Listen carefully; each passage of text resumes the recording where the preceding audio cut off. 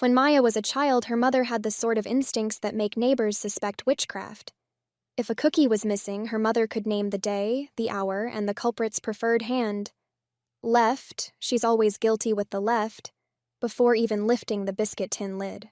This talent ran alongside others, identifying which cousin had hidden the TV remote, guessing the exact number of pennies in the bottom of a handbag by its slosh like a fortune teller reading tea leaves. By 19, Maya had learned to respect this second sight. She was also discovering the limits of her own curiosity, which behaved like a cat living in an apartment, bored, inventive, and certain every closed cupboard concealed a portal to meaning. The portal in this case appeared at a sleepover, where a pack of goodnights peeked from a friend's duffel bag the way a book jacket peeks from under a coat, asking to be judged. Nobody made a big deal. People have their stuff. It was the casualness that stuck with her. You could have a thing and still keep laughing, still toss popcorn into your mouth and miss. The pack sat there quietly all evening, like a guest at a party who's too polite to leave early and too considerate to demand attention. But on the bus home, Maya kept picturing the pastel moons and stars printed across the front. Curiosity didn't announce itself as desire. It sent a note saying, "Just wondering." The first time she bought a pack, she chose a pharmacy across town, the kind of place where the greeting cards apologized for everything, including the weather.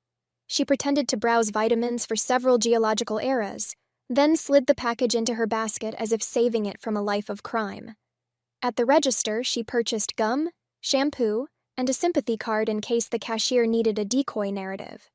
The cashier didn't. She said, "Do you want a bag?" And Maya said, "Yes," with the relieved seriousness of someone consenting to anesthesia. At home, her mother was in the kitchen chopping vegetables with the calm of a surgeon who has plenty of time and one impeccable playlist. Maya waited until midnight, when even the refrigerator yawned, and brought the package into the bathroom like contraband bread. She opened it quietly, which is to say, not quietly at all. Plastic has a way of announcing itself, the herald of every awkward purchase. She slipped one on. It was soft and sturdier than expected, more garment than gadget, and hugged her in a way she thought only winter comforters knew. For 30 seconds, she did nothing but stand there, looking at herself the way people look at new, unconvincing haircuts, searching for the lie you've told your own head. Panic comes late, then all at once. What if there was a crinkle? What if she left some undeniable lint? What if the package, offended at being hidden, staged a coup and marched into the hallway? She took it off, folded it badly. There is no graceful origami for this, and, against both reason and the entire plumbing profession, flushed. The toilet responded like a bouncer who had been trained for this. It thudded, churned, and presented the soggy remains as if to say, "Try again." Maya fetched the plunger and waged a small, undignified war. Eventually, water relented and the bathroom slipped back into neutrality. She scrubbed the sink for penance and went to bed. The package lived in the back of her closet, behind a sweater that had never won her affection. The next morning, her mother knocked on the bathroom door with the authority of a subpoena. She didn't raise her voice. She held it between two fingers, the way people hold damp newspapers. "Maya," she said, "do you know anything about this?" This is where a better person might confess. Maya, who was a good person but not better in that particular second, chose the emergency exit. "That's not mine," she said. "It must be Sarah's." She stayed over. Maybe she left it. Her mother turned the idea like a stone in a hand. She narrowed her eyes not in suspicion but in accounting. A moment later she nodded. "All right," she said. "Don't flush things like that. Pipes have feelings too." And that could have been the end. Many small lies dissolve on contact with daylight. But curiosity, patient as ever, waited. It waited through a week of orientation emails and campus maps that were either simplified to uselessness or else designed by a cartographer who hated freshmen. It waited through the discovery that the laundry room took only the specific quarters minted in years when certain comets passed. It waited while her mother asked casually whether she had everything she needed, which is a parent's way of asking if you found a hole in your life and filled it with nonsense.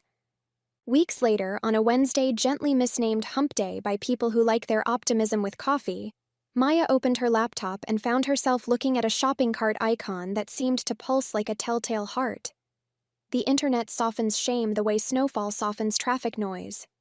She clicked, "Buy now," and, as the progress bar inched forward, told herself she was solving a problem that did not exist, so she wouldn't have to admit she wanted something merely because she wanted it.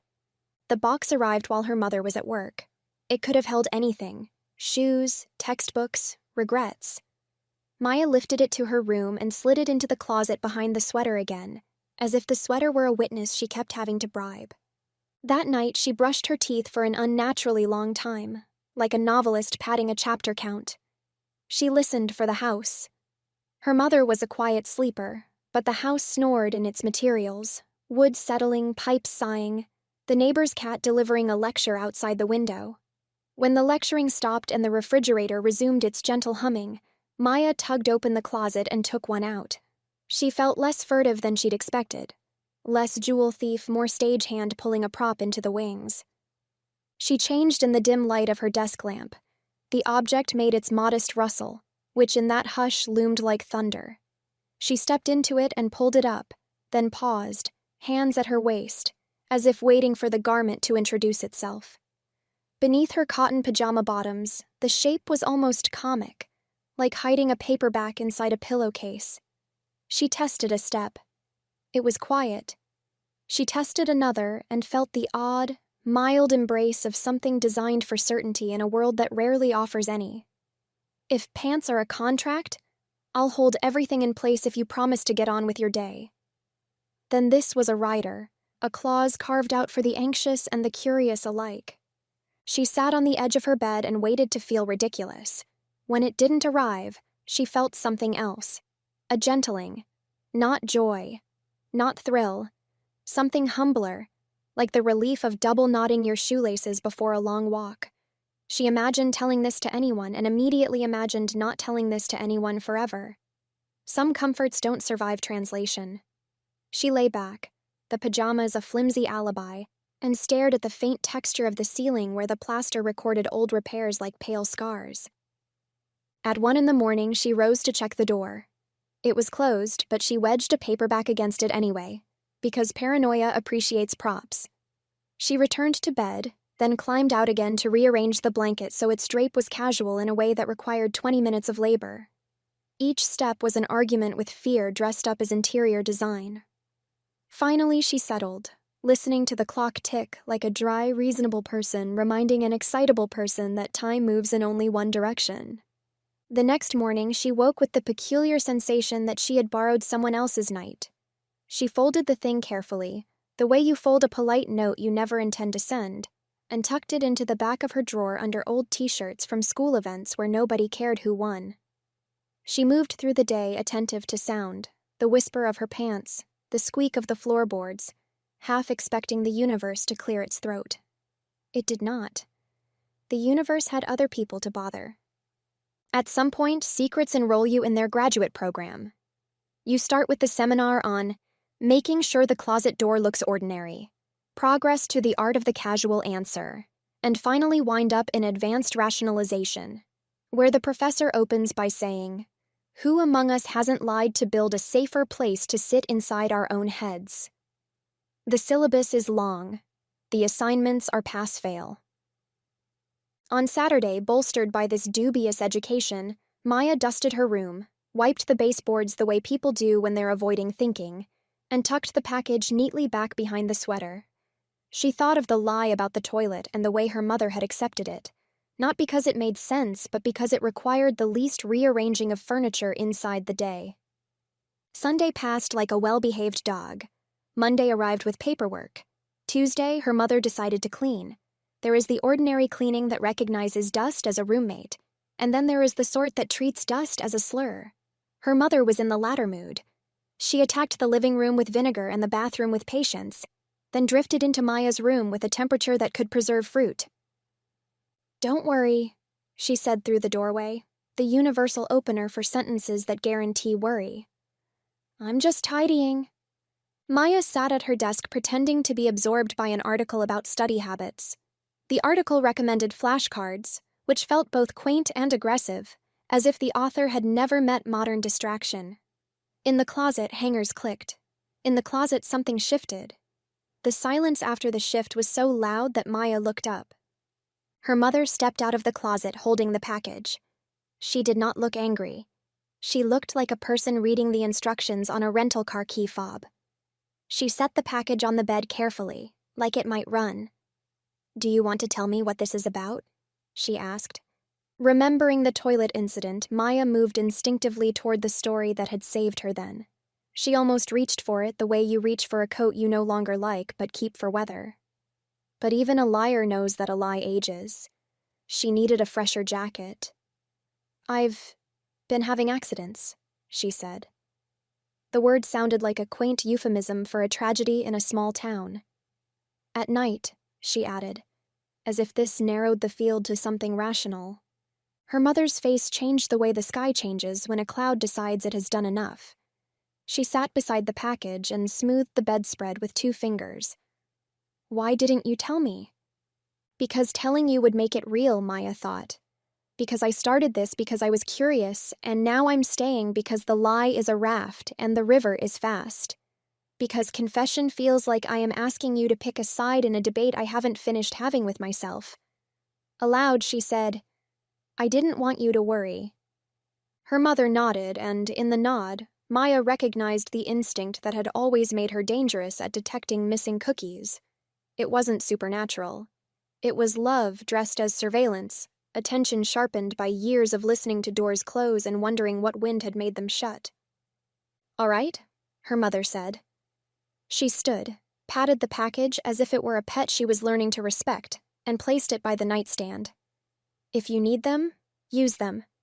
But go before bed, and maybe less tea at night." She paused at the door and looked back. "We'll figure things out." The words, "we'll figure things out," ricocheted around the room like friendly birds unacceptable as pets. Maya managed a thank you. It felt like stealing. Later that evening, after dishes and the weather report and an argument on TV about which city had the best pizza, she went to her room and stared at the package like a problem set that had been generously extended. Here is the arithmetic of lies. You add a reason, subtract the doubt, multiply by the reassurance you've been given, then divide by your own reflection. The product is rarely neat. She took one, the way a person takes an umbrella they aren't certain they'll use, and set it on the bed. Brushing her teeth, she watched herself in the mirror and thought about the words need and want, twin towns with a badly maintained road between them.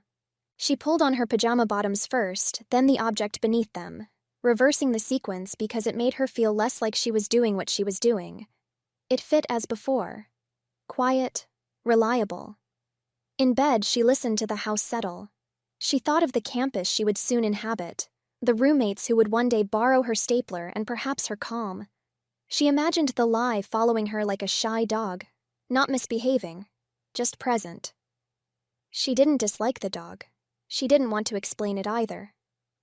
Sometime after midnight, rain began the polite tapping it does when testing whether a city is open to conversation. She got up and looked out the window at the streetlights dissolving into puddles.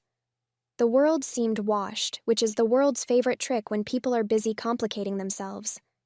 Back in bed, she pulled the blanket to her chin, felt the outline under her pajamas, and thought, with an honesty that startled her, "I like that this makes me worry less." There are worse reasons, she supposed, to do something. There are better ones, too. She fell asleep counting them like sheep dressed as lawyers, each with a brief argument for why comfort should come with conditions. In the morning, her mother knocked and asked the universal question, "Did you sleep all right?" with a tone that had acquired a new department. Maya said yes, which was true, and good, and complicated. Her mother proposed practicalities. Earlier dinners, a list of trigger beverages, and inevitably, an appointment with a doctor if it continued. Maya agreed to everything in the future tense that people use when they are certain time will do them personal favors. For the rest of the week, they treated the subject like a shy relative at a family reunion, greeted, respected, kept near the cheese. The package sat by the bed, no longer contraband but not entirely welcome either. The way a fire extinguisher is welcome without being anyone's favorite decor. At night, Maya used one, both because it sustained the story, and because, in its unboastful way, it soothed her. She went to sleep more easily and woke less braced for disaster, which might be the closest thing to a miracle a person can responsibly claim. What she hadn't anticipated was how quickly a small lie erases the memory of the path not taken. She tried, sometimes, to recall that first night in the bathroom, the panic, the plunger, the foolishness, the way the ceiling had looked like a map of a country she no longer wished to visit. But the memory kept replacing itself with the image of her mother's face softening, the bed made smoother by the weight of a package placed quietly beside it. You could call that manipulation. You could also call it relief. People prefer the word that makes them sound more moral in the story they plan to tell later. Maya wasn't planning to tell any story. She was planning to leave for college in a few weeks with her secret folded among her sweaters, like the kind of clothing you pack just in case and end up wearing every day. One evening, while her mother wiped the kitchen counter with the grim satisfaction of a person finishing a puzzle, Maya stood in the doorway and said, "Thank you." "For what?" her mother asked without looking up. "Being kind," Maya said, and she meant it in the way you mean aspirin, grateful for the relief, aware it doesn't cure anything fundamental. Her mother set down the towel. "That's the job," she said, and if there was a motto embroidered over their house, it would have been that. Unsentimental, precise, the kind of sentence that neither excuses nor accuses.